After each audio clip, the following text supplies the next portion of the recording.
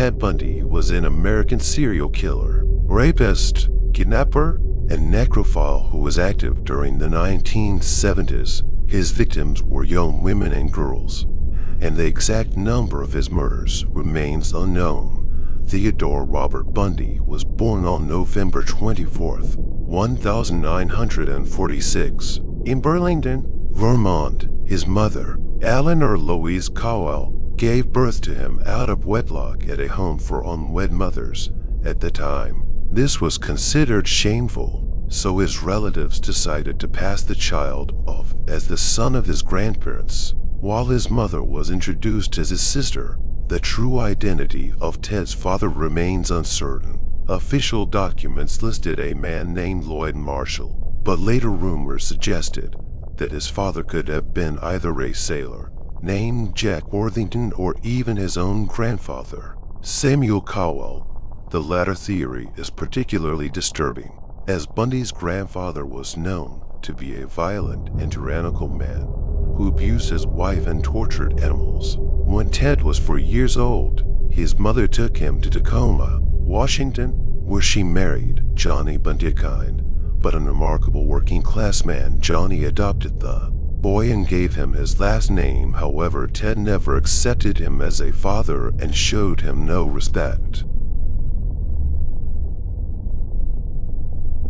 As a teenager, Bundy began stealing, peeping on women, and fantasizing about violence. In 1965, he enrolled at the University of Washington, where he studied psychology.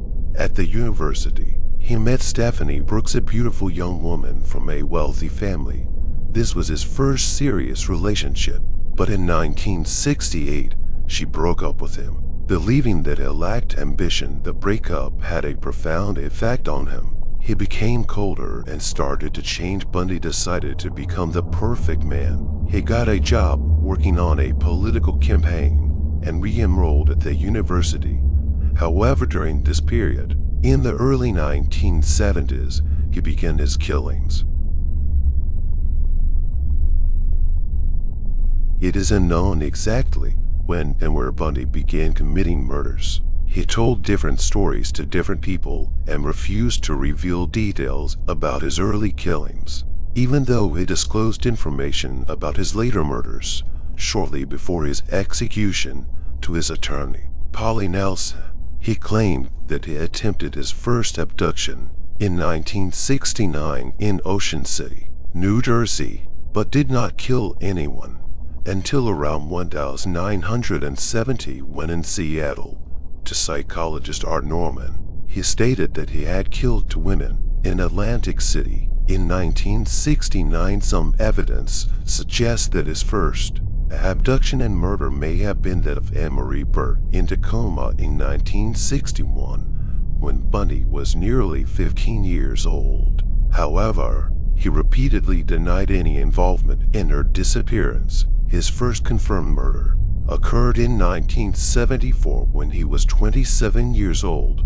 On January 4th, 1974, Bundy broke into the basement room of 18-year-old Karen Sparks, referred to in some sources as Joni Lenz or Terry Caldwell, a dancer and student at the University of Washington. In Seattle's University District, he struck the sleeping girl on the head with a metal rod from a bed frame and sexually assaulted her using a speculum.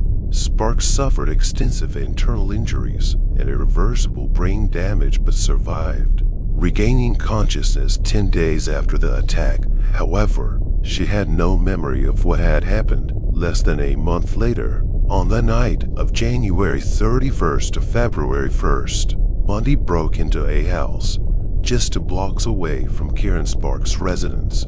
The house was rented by 5 female students, including Linda and Healy, a psychology student at the University of Washington and a radio announcer who gave ski weather forecasts. Bundy walked through the house, entered Healy's basement bedroom, gagged her, tied her up, beat her until she bled, undressed her, and, in his own words, performed some sexual acts.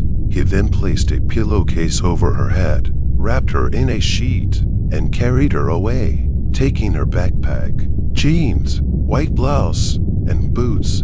Despite the thin walls in the house, Healy's roommates heard nothing and assumed she had left early for work at the radio station. As usual, however, she never arrived at work or attended her classes. Her room appeared neat and undisturbed. With her bed carefully made, it seemed as if she had vanished without a trace. After Bundy's first arrest, it was revealed that his attack on Healy was not random. He had previously studied in the same psychology class as her at the University of Washington. His cousin was acquainted with Healy, and records from his credit card transactions showed that he had been following her for several days before the abduction. Female students continued to disappear at a rate of approximately one per month. On March 12, 19-year-old Donna Gail Manson, a student at Evergreen State College, left to attend a jazz concert but never arrived. On April 17th, student Susan Elaine Rencourt disappeared in Ellensburg, 120 kilometers from Seattle, after attending a science meeting at the college's central library. Later, two students reported that on the night of the abduction and 3 days prior, they had encountered a man near the library with his arm in a sling. He had asked them to help load a large number of books into his car, a Volkswagen Beetle. On May 6, 20-year-old Roberta Kathleen Parks, a student of art and world religion at Oregon State University in Corvallis, 420 kilometers from Seattle, managed around 11 p.m. She left her dormitory on campus for her usual evening walk, telling her roommate that she would return in an hour. But Kathleen never came back, neither that night nor the next day. No one saw anything, no one remembered anything. It was as if she had disappeared into thin air.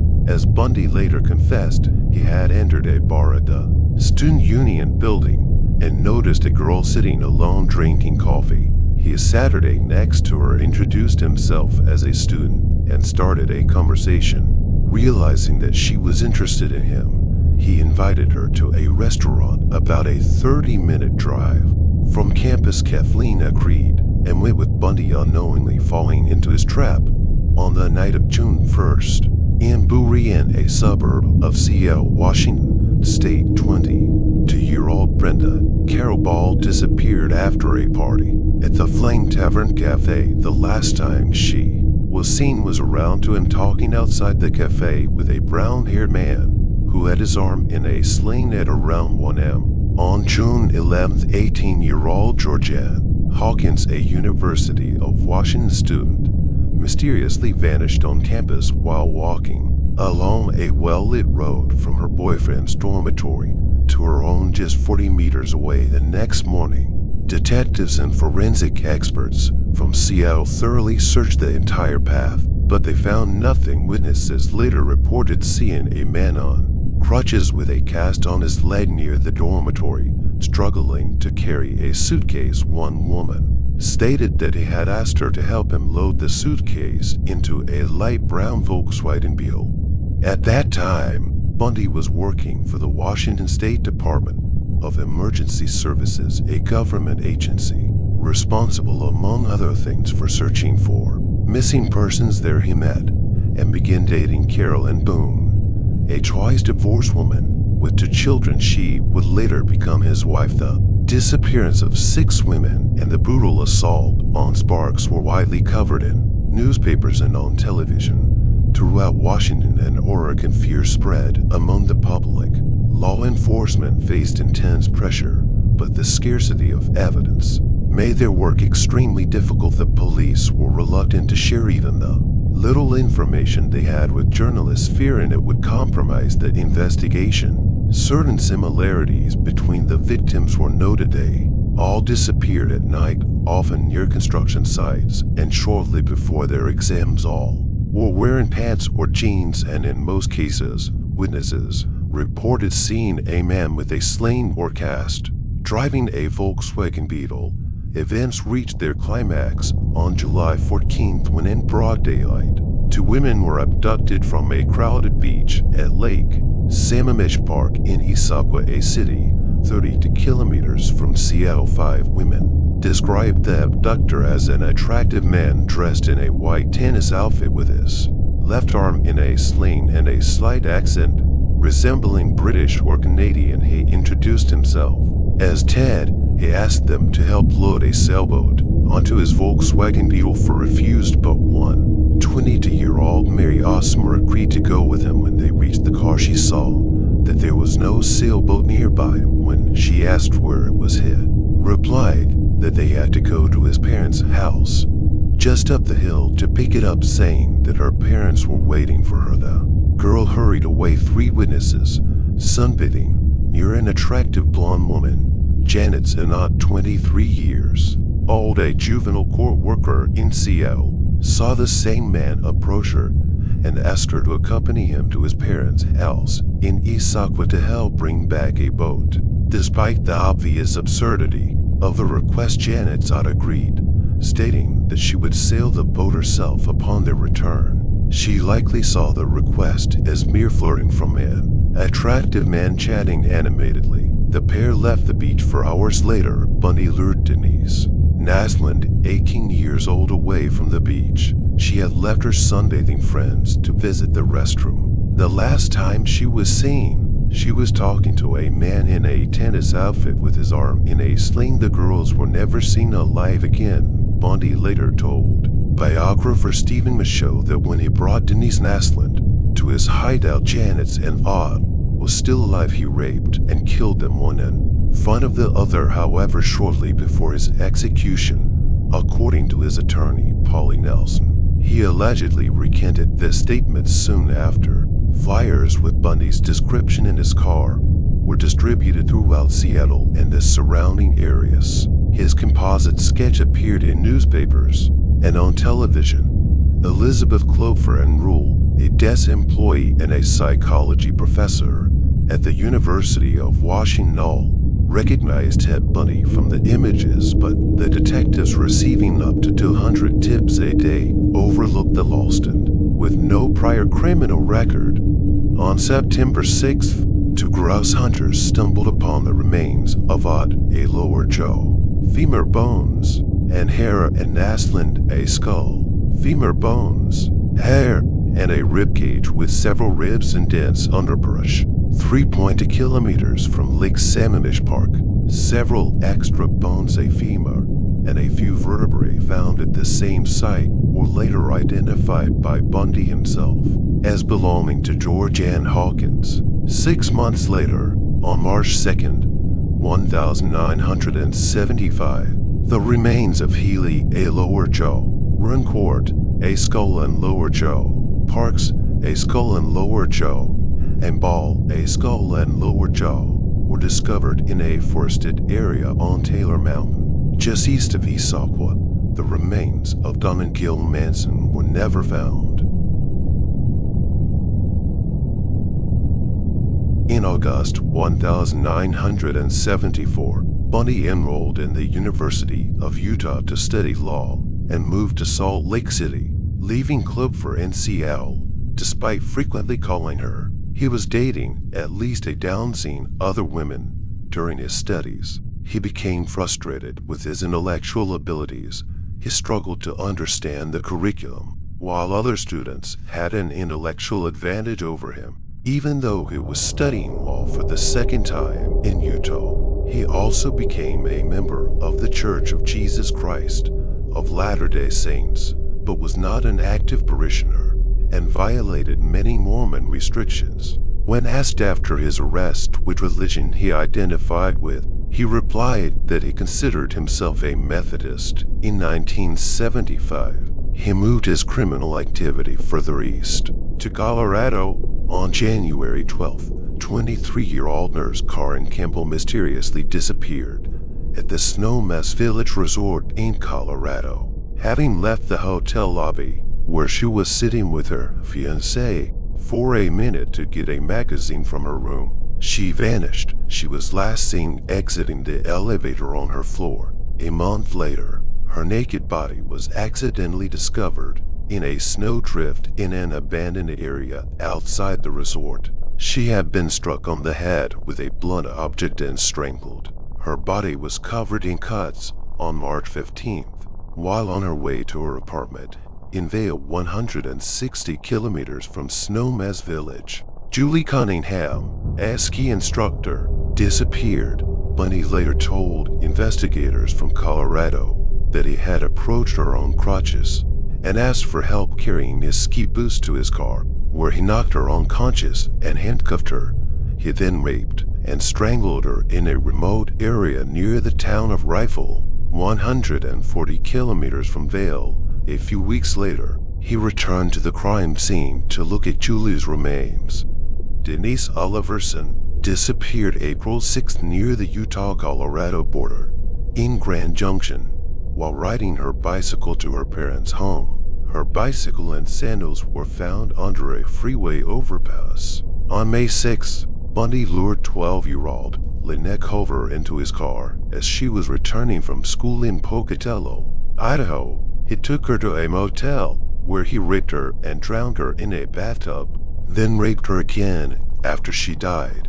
He later dumped her body in the Snake River in mid-May. Three of Bundy's desk colleagues, including Carol and Boone, stayed with him for a week in Salt Lake City in June. Bundy visited Clover in Seattle for a week, and they decided to get married for Christmas. Bundy did not tell her that he was still in a relationship with Boone or about his affair with a Utah law student known as Kim Andrews or Sharonauer. On June 27th, 15-year-old Susan Curtis of Bountiful, Utah, and her friends rode their bicycles to the campus of Brigham Young University for a youth conference that evening. After a formal dinner in the Student Center banquet hall, Susan walked 5 minutes to her dorm and disappeared. She was never seen again. The abduction and murder of Curtis was Bundy's final confession, recorded moments before his execution. The bodies of Wilcox, Kent, Cunningham, Culver, Curtis, and Oliverson were never found. Ted Bundy was first arrested in August 1975 in Granger, now West Valley City, when he refused to stop at the order of a highway patrol officers for a routine check. A search of his car revealed a ski mask, a mask made from pantyhose, a crowbar, garbage bags, a coil of rope, handcuffs, an ice pick, and other items typically used for burglaries.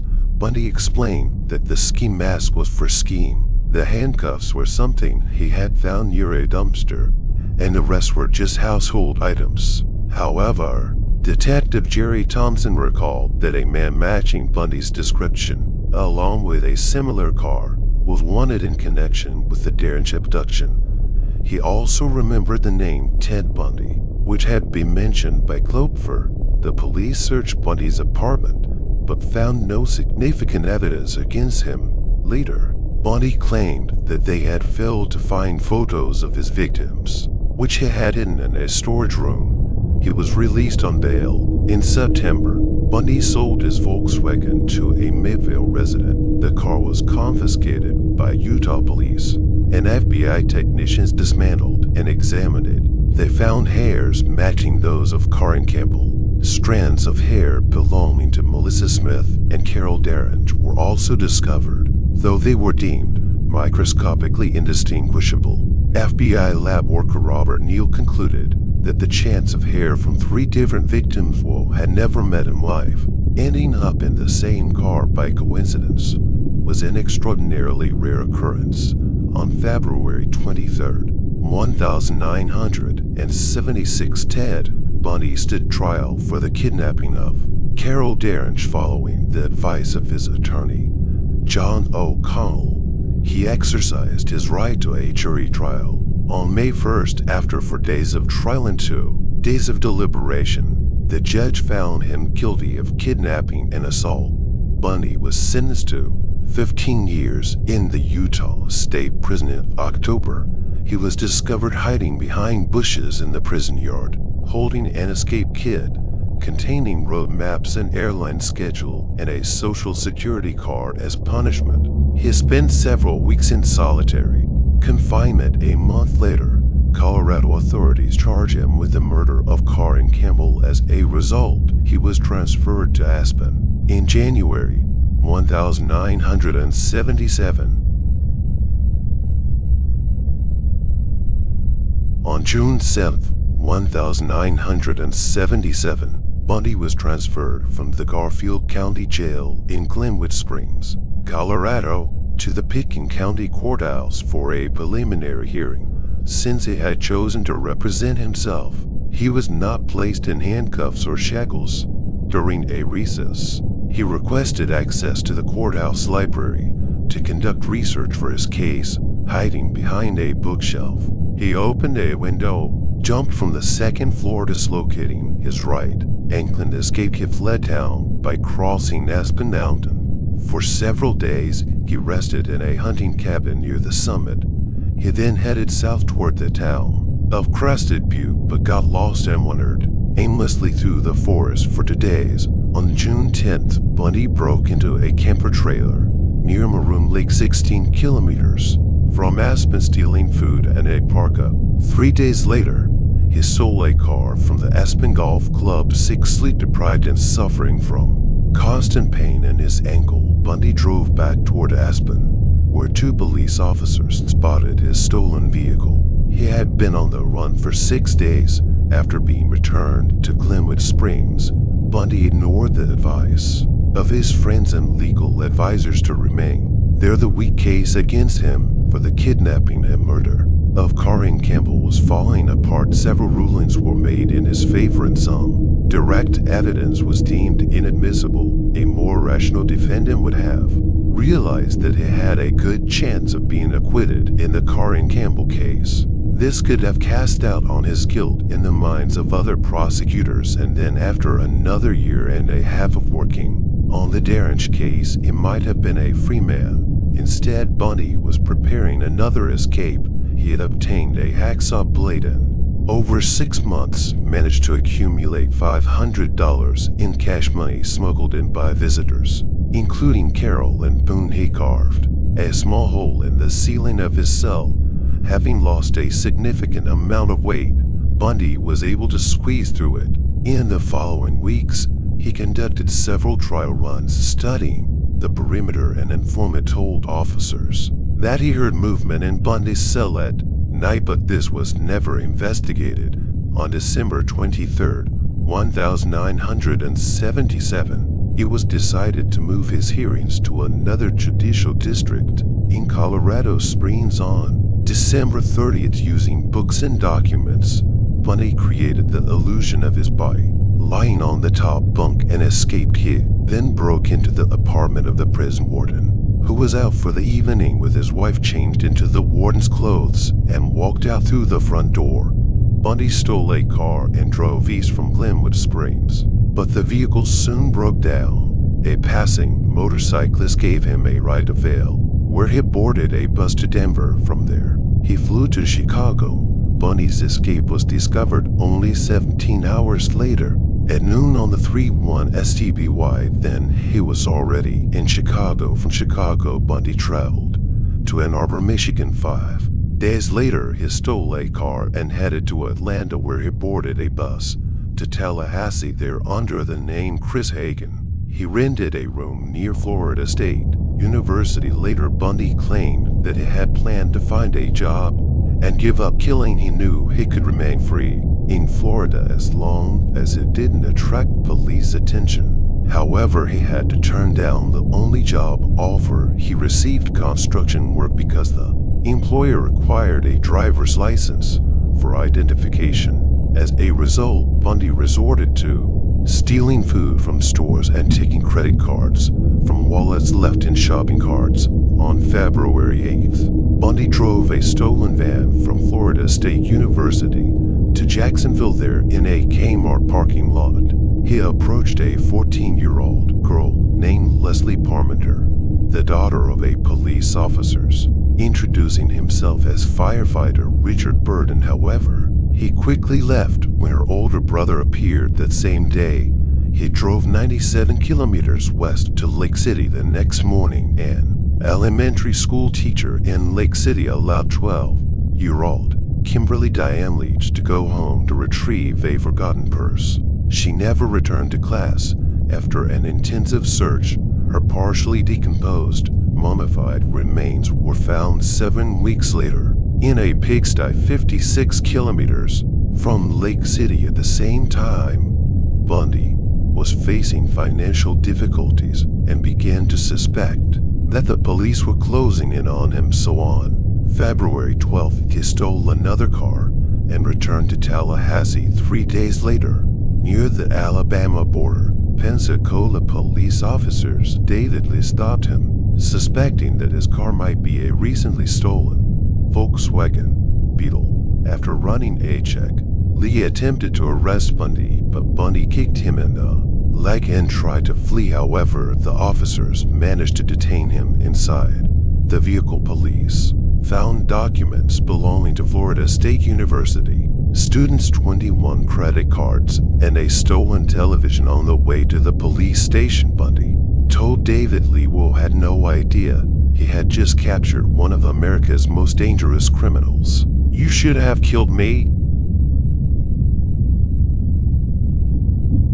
Bundy was charged with the murders and assaults in the Florida State University dormitory. The trial was covered by more than 150 journalists from all 5 continents. It was also the first trial to be televised nationwide in the United States. Although the court appointed him 5 attorneys, Bundy once again insisted on representing himself. The prosecution attempted to negotiate a plea deal with Bundy in exchange for confessing to the murders of Levy, Bowman, and Leach. They offered him a 75-year sentence instead of the death penalty. The prosecution pursued this deal because the chances of losing the case were quite high. For Bundy, it was not only a way to avoid execution, but also a strategic move. He would accept the deal, and over time, evidence might be lost or damaged. Witnesses could die, relocate, or retract their statements. In such a scenario, the case against him would become impossible to restore, allowing him to file a motion to overturn the agreement and secure an acquittal. However, at the last moment, Bundy rejected the offer. The key pieces of evidence for the prosecution included testimony from Connie Hastings, who had seen Bundy on the dormitory premises, and Nita Neary, who witnessed Bundy leaving the building with a log in his hands. Another crucial piece of evidence was a bite mark on Lisa Levy's buttock, which matched Bundy's dental impressions. The jury deliberated for less than 7 hours before finding Bundy guilty of 2 murders, 3 attempted murders, and 2 burglaries. The judge sentenced Bundy to death for the 2 murders in the dormitory. 6 months later, Bundy stood trial in Orlando for the abduction and murder of Kimberly Leach. Once again, he was found guilty and sentenced to death. The key witness against him was a woman who saw Bundy leading the girl from the schoolyard to his van. Another crucial piece of physical evidence was the fibers found on Leach's body, which matched the fibers from Bundy's jacket, same one he was wearing at the time of his arrest. During the final stage of the trial, while Carol and Boone was testifying, Bundy unexpectedly proposed to her. Boone accepted, and Bundy declared that they were now married. Under Florida law, a verbal declaration of marriage in the presence of a judge is considered a legal union. On February 10th, 1980, Bundy was sentenced to death by electric chair for the 3rd time. When the sentence was read, Bundy jumped up and shouted, "Tell the jury they are wrong." In October 1982, Boone gave birth to Bundy's daughter. Shortly after the Leach trial and a long appeals process, Bundy gave a series of interviews to Michaud and Ainsworth, speaking mostly in the 3rd person to avoid direct confession. For the first time, he revealed details about his murders and his mindset. He spoke in detail about his theft, stating that he stole because he wanted to own things. "I really enjoyed having possessions," he said.